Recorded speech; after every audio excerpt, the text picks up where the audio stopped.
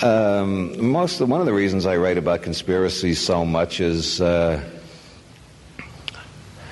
because I am interested in different levels of thinking, and I have observed that many people don't know the difference between an assertion and an argument. And so I have written my books using conspiracy theories and other gimmicks to make clear the difference between an assertion and an argument. So that if you accept things as assertions, you turn the pages, you find a little bit later they're just assertions. There's no evidence for them whatsoever.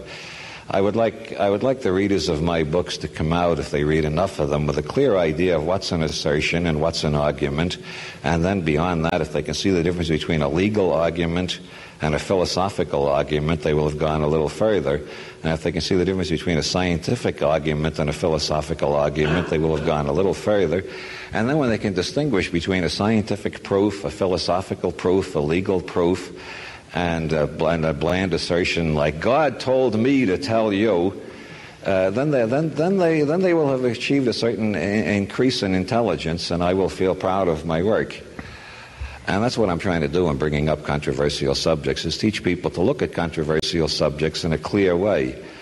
And professional conspiracy buffs, they put together 10 statements on a page. One of them may have some validity. The others are pure assertion, and they get away with this because most people don't know how to tell an assertion from an argument.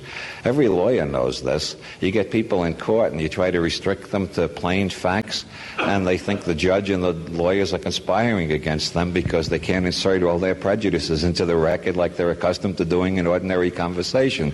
And not that the legal system is a model of clarity, but most people aren't even equipped to deal with that. If they try to deal with scientific questions, they'd be even more aghast.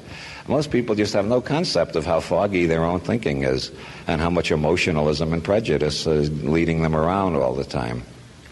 And I do find it appalling. A lot of conspiracy buffs take advantage of that.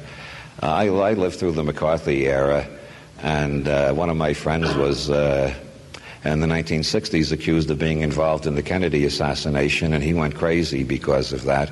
And I am a very firm believer in that part of the Old Testament which says, "Thou shalt not bear false witness against thy neighbor." And I have a real repugnance for people who make wild and reckless charges. So that's why I keep coming back to conspiracy theories.